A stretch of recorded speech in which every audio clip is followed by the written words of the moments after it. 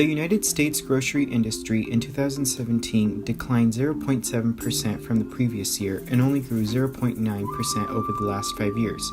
The life cycle of this industry is in the mature stage, which shows that sales have flattened and growth has slowed. The industry is very competitive, and the major grocery chains are competing with thousands of other smaller chains and markets. The Kroger Company only has 15.8% of the grocery market shares, and Albertsons Companies LLC has 9.9%. With a move towards more organic and healthier foods, companies like Trader Joe's and Whole Market Foods Inc. have become more competitive to the top grocery companies, and together have 5.1% of the market share.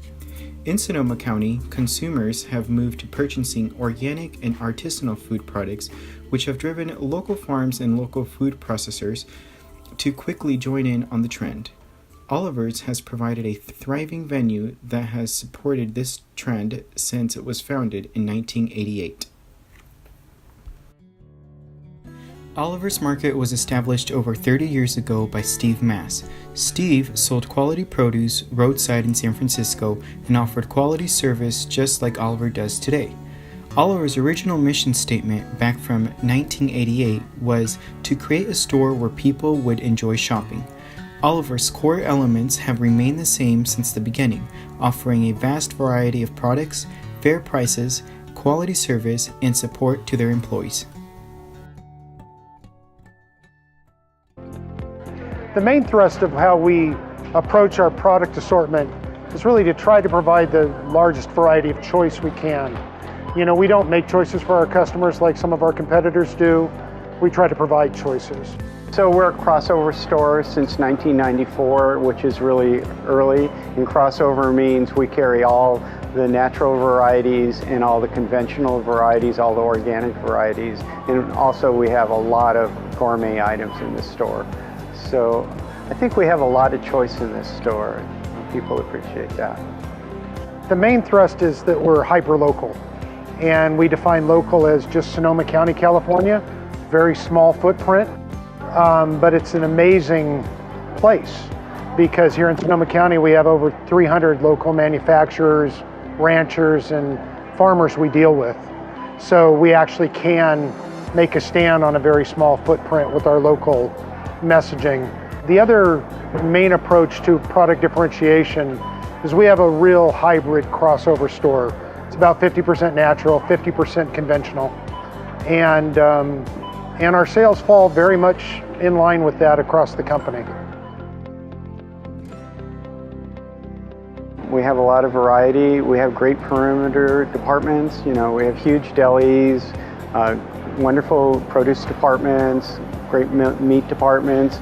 We brand all our products as much as possible. We support all the local economy. We buy local meats. We buy local produce and as many local wines and etc. as we can. So we're really part of the community, and all our stores are in Sonoma County. They're all 4 of them. Yeah. We're just involved, and that's part of being a community market. We keep our managers in the same store so they can get to know their clientele. And I think in most of our stores, most of the checkers will know the customers by name. The baristas will know the coffee drink before somebody comes in. We just try to connect any way we can. I definitely think there's a homey feel when you come here, but when you go into any Oliver's, you get that great vibe of great food, real people. That's our tagline, and we can walk the walk and talk the talk, and you get it when you shop in our stores.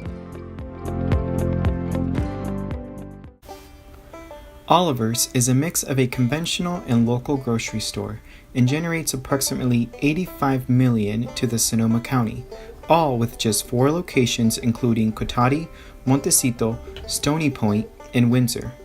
Oliver's has done a wonderful job in meeting a plethora of vendors and producers. Their local presence is so prevalent they have just over 300 plus relationships with local vendors. Oliver's Market currently has internal environments which include strengths and weaknesses.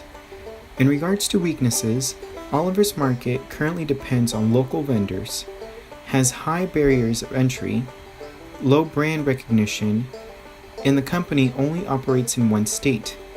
While its strengths include loyal customers, exceptional customer support, high quality, unique products, and excellent relationships with over 300 plus vendors.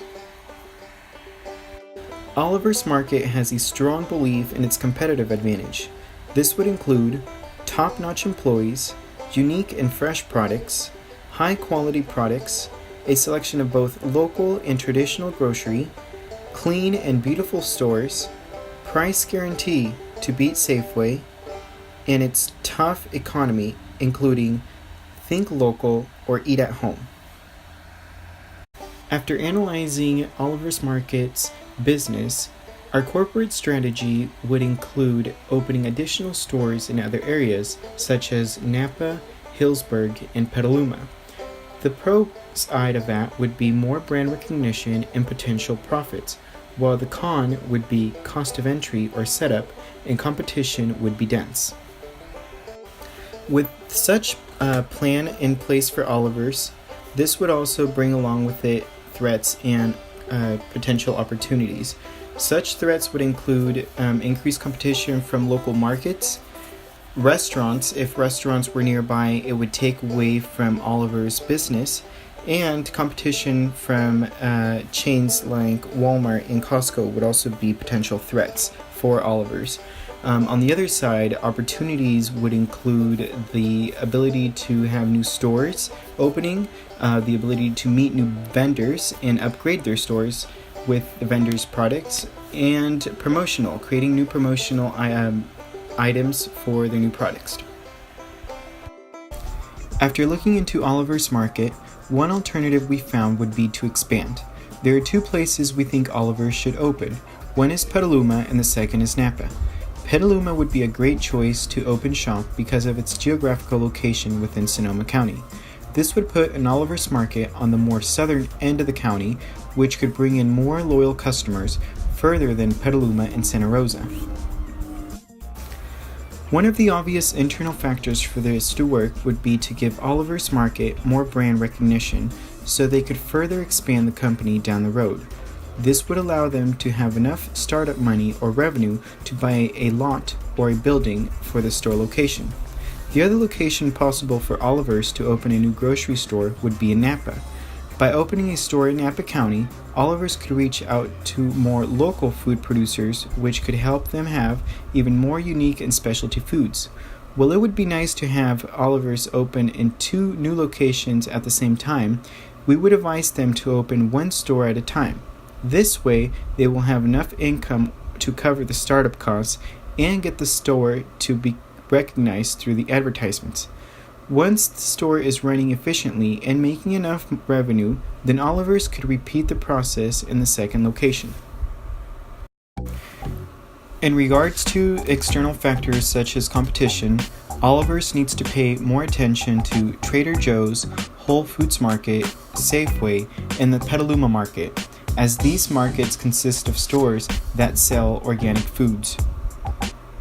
To ensure this plan works effectively at Oliver's Market, we have developed a structure. At our new stores, we would have 1 store director, 2 assistant managers, 6 department crew members, and 1 executive chef. We will also be working with our corporate office where we will have 1 accountant, 1 human resource specialist, 2 coordinators, and 6 department buyers. All of the above people report to our 1 founder, president, and our 1 general manager, vice president. Oliver's Market recently changed into a Employee Stock Owned Plan, or ESOP. They also established a social purpose cooperation which seeks to provide social and environmental benefits as well as making profits. These current undertakings play into their competitive strengths as being healthy and good for the local economy and utilizing superior labor. However, is the ESOP the right move? It costs Oliver's $350,000 to set up.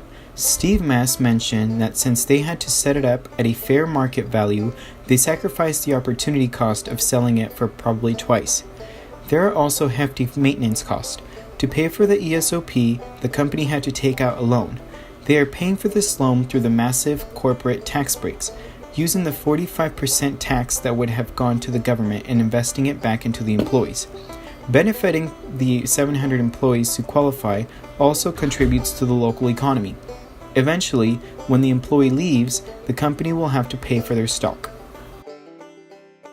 While it seems to be the more expensive option, the ESOP is already set up. It's playing into the company's strengths of being socially and environmentally beneficial and investing into their own labor. Many employees noted how confusing the ESOP is, and while they are looking forward to it because it sounds good, they don't understand it. One employee, Mediat, said at the ESOP, "It's very confusing. I don't fully understand the vesting of the shares we will be getting, but I tell you customers all about it."